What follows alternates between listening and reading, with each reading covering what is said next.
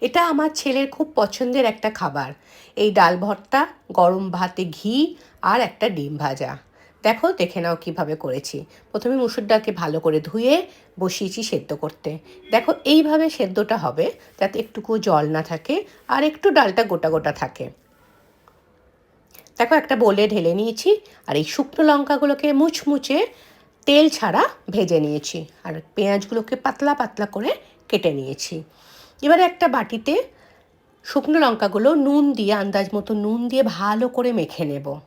মেখে নেওয়ার পরে ওর মধ্যে ওই কেটে রাখা পেঁয়াজগুলো দেব। পেঁয়াজগুলো দিয়েও ভালো করে মেখে নিতে হবে। দিয়ে একটু সর্ষের তেল আন্দাজ মতো দেব, একটু বেশি দিতে হয় এটাতে।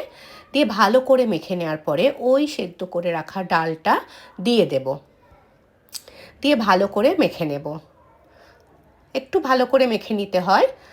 মেখে নিলেই আমার রেডি এই মুসুর ডাল ভর্তা।